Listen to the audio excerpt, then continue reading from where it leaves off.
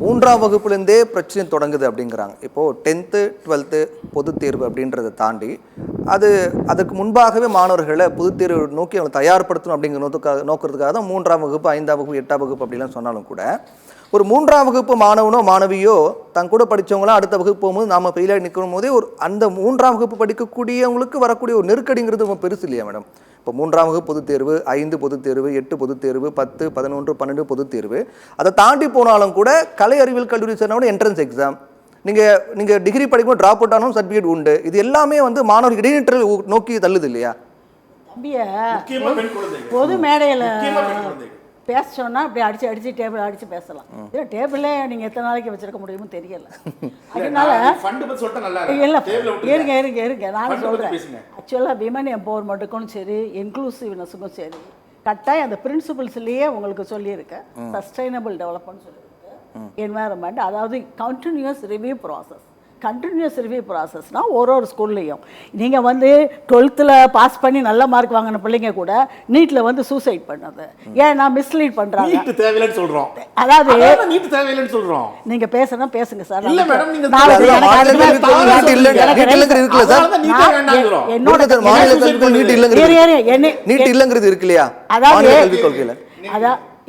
அதாவது state government அதை சொல்லி தானே அவங்களுக்கு ஓட் பேங்குக்காக தான் இதெல்லாம் பண்ணிட்டு இருக்காங்கிறது விஷயம். அதை ஒத்துக்கிறீங்களா? ஆக்சுவலாக என்னைய கூப்பிட்டுருக்காங்க, நான் பேசுறேன். ரைட்டா? நீங்க அதில் தமிழ்நாடு பார்த்துருக்கட்டும். நீங்க பேசுறதையும் பார்க்குறாங்க. நீங்க 3 பேரும் ஒரே அணியில பேசுறீங்க. அதுக்கு பதில் சொல்ல வேண்டிய கடமை எனக்கு இருக்கு. அதனால எனக்கு நீங்க கூட கடமை எதிர்த்து சொல்லணும். இன்டர்ஃபியர் பண்ணக்கூடாதுன்னா தான் நான் பேசுவேன். இல்லாட்டி நான் கிளம்பிடுறேன்.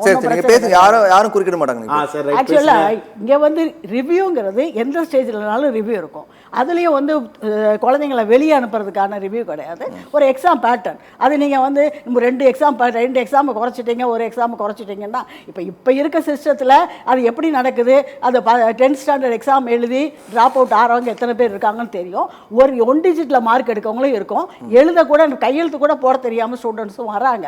நான் அத்தனை மோசமாக ஏதோ 1% 2% அதையும் சேர்த்து டெவலப் பண்ணுறதுக்கு அதான் நியூ எஜுகேஷன் பாலிசி இந்தியாங்கிறது இந்தியா முழுசும் உள்ளது. உங்களுக்கு பாட்னாவில் எப்படி இருக்குது, யூபியில் எப்படி இருக்குது, மத்திய பிரதேசில் எப்படி இருக்குது, ராஜஸ்தானில் எப்படி இருக்குன்னு தெரியாது. அந்த விமன் எஜுகேஷன் தமிழ்நாட்டில் மட்டும் இருந்துட்டா போதுமா?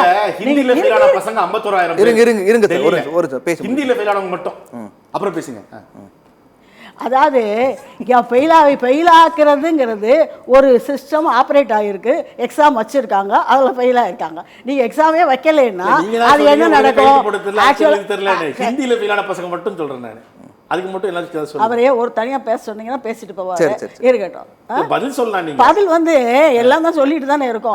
அதே சமயத்தில் நீங்கள் நியூ எஜுகேஷன் பாலிசி இந்தியாவுக்குள்ளான பாலிசி. இந்தியாவில் மொத்தத்துக்கு எப்படி ஒரு சஸ்டைனபிள் டெவலப்மெண்ட் கொண்டு வந்து எப்படி ட்ரைபல் பாப்புலேஷன், விமன் பாப்புலேஷன் எல்லாத்தையும் உள்ள இன்க்ளூசிவாக கொண்டு வரணுங்கிறதுக்கு தான். அவங்க தமிழ்நாட்டுக்கு ஒரு பாலிசி, கர்நாடகா ஒரு பாலிசி, ஹிமாச்சல் பிரதேஷுக்கு ஒரு பாலிசின்னு கொடுக்க முடியாது. எல்லாருக்கும் சேர்த்து மொத்தமாக பாலிசி தான் வரும் நியூ எஜுகேஷன் பாலிசிங்கிறது. Actually Indian policy. அதாவது ஒரு டெமோக்ராட்டிக் செட்டப்பில் டெமோக்ரஸியை நோக்கி, தேசியத்தை நோக்கி அந்த கான்ஸ்டியூஷனல் வேல்யூஸையும் டெமோக்ராட்டிக் வேல்யூஸையும் நம்ம சொல்லிக் கொடுக்கணுங்கிறது உண்மை. அதே இல்லாமல் தமிழ்நாடு தான் இருக்குது, தமிழ்நாடு தான் பண்ணணும்னு, தமிழ்நாடு என்ன தனி மாநிலமா, தனி இதா நாடா? யூரோப்பியன் கண்ட்ரின்னு பார்த்தீங்கன்னா சின்னதாக இல்லை, சுவிட்சர்லாந்து ஒரு நாடு, பிரிட்டன் ஒரு நாடு, பிரான்ஸ் ஒரு நாடு, இட்டாலி ஒரு நாடு, சின்னதாக இருக்கு. அதே மாதிரி கிடையாது. ஒரே நாடாக இருக்கிற அட்வான்டேஜ் அதோட டிஃபென்ஸ் காரிடார், அதோட இன்ஃப்ராஸ்ட்ரக்சர், அதோட போர்ட், அதோட ஏர்போர்ட், இதெல்லாம் நம்ம என்ஜாய் பண்றோம். ஆகையினால இந்திய தேசத்துக்கான மாடலுக்குள்ள நம்ம செட் ஆகணுங்கிறது தான் உண்மை. அதை தான் அண்ணாமலை அவர்களும் சொல்லியிருக்காரு, தமிழிசையும் சொல்லியிருக்காங்க. உடனே தமிழ் கட்டமைப்பில் தமிழ் படிச்சு, நாங்கள் தமிழ்நாட்டில் தானே இருக்கோம், நாங்கள் பிறந்து 70 வருஷமா தமிழ்நாட்டில் இருக்கோம், அதில் தான் படிச்சிருக்கோம். ஆகினா ஆக்சுவலாக நீங்கள் அந்த யூரோப்பிய இந்த மக்கால சிஸ்டம் ஆஃப் கல்வி தான் நல்லதுன்னு நம்ம சொல்ல முடியுமா? அன்னைக்கு அதை இன்ட்ரோடியூஸ் பண்ணால் பிரிட்டிஷ்கார அவனுக்கு கிளர்க்கு தேவைப்பட்டுச்சு, அதுக்காக அந்த கல்வியை இன்ட்ரோடியூஸ் பண்ணிட்டு போனாங்க. அதை படிச்சுக்கிட்டே இருந்தோம் எல்லாரும். அந்த கிளரிக்கல் போஸ்ட் தான் நிறைய ஓப்பனாக இருந்தது. இப்போ ஐடி வேண்டி இருக்குது, ஐடியை படிக்கிறோம் அங்கே பசங்க. இன்னும் ஆர்டிஃபிஷியல் இன்டெலிஜென்ஸ் அதை படிச்சுட்டு இருக்காங்க. இன்னைக்கு நீங்கள் பார்த்தீங்கன்னா ஸ்டூடெண்ட்ஸ்க்கு ஒரு கைடிங் எஜுகேஷன் தான் தேவை. மேடம் அவங்க என்ன சொல்றாங்க? 5 வயசுல 3ஆம் வகுப்புல பொதுத் தேர்வு, 5ல் பொதுத் தேர்வு, அதே போன்று 8ஆம் வகுப்பு பொதுத் தேர்வு, 10 பொதுத் தேர்வு, 11 பொதுத் தேர்வு, 12 பொதுத் தேர்வு, அதை தாண்டி இத்தனை பொதுத் தேர்வும் தாண்டி போனாலும் என்ட்ரன்ஸ் எக்ஸாம் இருக்கு. கல்லூரி சேர்ந்தாலும் என்ட்ரன்ஸ் எக்ஸாம் இருக்கு. இவ்வளவு தடைகளை தாண்டி வந்து எப்படி பேராசிரியரா இருந்திருக்கேன். நாங்க வந்து இந்த இன்டர் டிசிப்ளினரி கோர்சஸ் எல்லாம் இன்ட்ரோடியூஸ் பண்ணுவோம். அந்த ஒரு செமஸ்டர் படிக்கிறதுக்கு பாஸ்டன்ல இருந்து கூட ஹார்வர்ட்ல இருந்து கூட ஸ்டூடெண்ட்ஸ் வருவாங்க, எங்க கிட்ட படிச்சிருக்காங்க. அதுக்கு கிரெடிட் கொடுப்போம், அதை எடுத்துருப்போம். அதை மாதிரி ஒரு சிஸ்டம் வேணுங்கிறது தான் இந்த நியூ எஜுகேஷன் பாலிசியில் கொண்டு வந்திருக்கோம். நான் வந்து இன்டர் டிசிப்ளினரி கோர்சஸ் நிறைய கொடுக்கணும், நம்ம ஐஐடி டைரக்டர் கூட சொல்லியிருக்காரு. அந்த மாதிரி கொடுக்கும்போது ஃப்ளெக்சிபிளாக போகுது. ஒன்று படிக்கும்போது நாங்கள் ஒரு தடவை இன்டர் டிசிப்ளினரி சிஸ்டத்தை இன்ட்ரடியூஸ் பண்ணோம் மெட்ராஸ் யூனிவர்சிட்டியில். அந்த மெட்ராஸ் யூனிவர்சிட்டியில் என்ன சொன்னாங்க, சில பசங்க வந்து நல்லா படிக்கிற பசங்களே மியூசிக் டிபார்ட்மெண்ட்டில் போய் ஒரு கிரெடிட் எடுத்தாங்க. ஏப்பா அது எப்படி உங்களுக்கு யூஸாக இருக்கும், ஸ்டாட்டிஸ்டிக்ஸ் டிபார்ட்மெண்ட் எடுக்கும். இல்லை மேடம், அது நாங்கள் படிச்சிடறோம், இது வந்து கொஞ்சம் ரிலாக்ஸேஷன் நல்லா இருக்கும், அது தனியாக ஒரு வயலின் படிச்சுட்டு வந்துடுறோம்ல அப்படின்னாங்க. பிறகு அவங்களுக்கு அது யூஸ்ஃபுல்லாக இருக்குது சில சமயங்களில். அது மாதிரி சில இதில் வந்து வேறு இது கூட படிச்சுட்டு இப்போ லாங்குவேஜ் கூட இப்போ ஃப்ரெண்ட்ஸு கூட படிக்கிறாங்க. அதே சமயத்தில் ஜெர்மன், இப்போ ஜெர்மனிக்கு வந்து ஹையர் ஸ்டடீஸ் போனால் ஜெர்மன் லாங்குவேஜ் படிச்சாகணும். அது மாதிரி ஃப்ரான்ஸில் வந்து அந்த ஃப்ரெஞ்சு படிக்கணும். இன்னைக்கு ஜப்பானில் ஜப்பானீஸ் படிச்சுட்டு வேலைக்கு போகிறவங்களுக்கு 2 பங்கு 3 பங்கு சம்பளம் கொடுக்குறாங்க. ஆனால் இன்னைக்கு இது மூலமாக அதாவது இன்னொரு மூலமாக அதாவது ஒரு படிச்சா 2 மடங்கு சம்பளம் கிடைக்குது. ஹிந்தி படிச்சா என்ன கிடைக்கும் அது சொல்லுங்க பாப்போம். உங்க அரசியல்வாதிகள் ஹிந்தி படிச்சிட்டு தான் அங்க போய் பார்லிமெண்ட்ல போய் ஒண்ணு பேச தெரியாம உட்கார்ந்துட்டாங்க. இல்லாட்டி கொஞ்சம் பேசிட்டு வராங்க. நீங்க சொன்னீங்க ஜப்பானீஸ் படிச்சா 2 மடங்கு சம்பளம்னு. ஹிந்தி படிச்சா என்ன கிடைக்கும்? சரி, அதாவது என்னையே கோவப்பட வச்சிடாதீங்க. நானே கோவப்படாம நிதானமா பேசலாம்ல, கோவப்பட வச்சிடாதீங்க. அதாவது உங்களுக்கு சவுண்ட் இருக்கு, வாய்ஸ் இருக்குங்கக்கா பேசக்கூடாது. இங்க மைக் இருக்கு, எல்லாருக்கும் டெலிகாஸ்ட் ஆகும். உங்களுக்கு டிஆர்பி ரேட் ஆகிறதுக்காக யாரும் சத்தம் போடுறவங்களை கூட்டி உட்கார்ந்து வச்சீங்கன்னா என்னை கூப்பிடாதீங்க சொல்லிக்கிறேன். அதாவது சத்தம் போடுறவங்களை கூட்டி உட்கார வைக்கும் போது என்னை கூப்பிட வேண்டாம் நான் சொல்லிக்கிறேன். தம்பி நிறைய பாயிண்ட் சொன்னாரு, அவர் நீதமா பேசுறாரு. சரி, நான் இன்னொரு விஷயம் சொல்றேன்.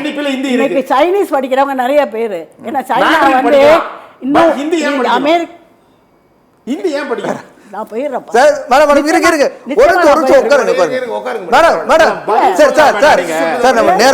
சொல்ல விடுங்க சார், அவங்க சொல்ல விடுங்க. சரி சரி சரி இருக்கும். ஹிந்தி படிக்கணும், ஹிந்தி படிக்கணும் கம்பல்சரி. ஒரு நிமிஷம் சார், ஒரு நிமிஷம் சபி சுலைமான் சார், ஒரு நிமிஷம் ஒரு நிமிஷம் அமைதியா இல்ல.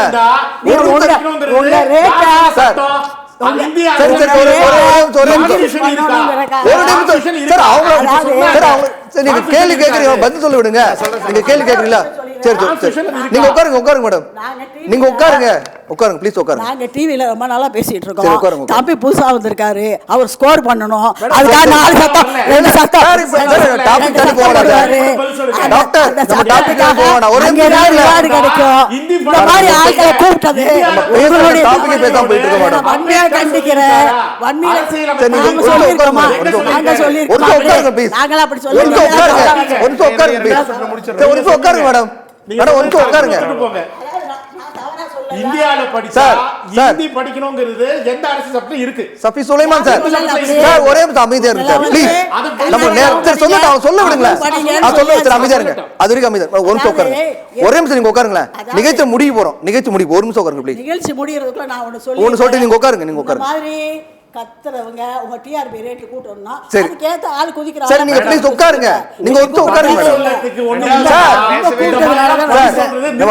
சார் நம்ம ஒரு பேச விடுங்க சார். இல்லனா பதில் இல்ல. சரி ப்ளீஸ் ஒரு நிமிஷம் நம்ம பேசுவோம். பதில் சொல்லிட்டாயா இல்ல? பதில் இல்ல. அப்ப இந்தியால பிறந்தா ஹிந்தி படிக்கணும் எங்க இருக்கு அது சொல்லுங்க. சரி சரி ஏன் இப்ப சொன்னீங்க அப்போ? சார் ஒரு நிமிஷம் சார் அமைதியா இருங்க. அவர் கருத்து கேட்டு நீங்க ஒரு உட்காருங்க மேடம். ஒரு உட்காருங்க. நீங்க உட்காருங்க.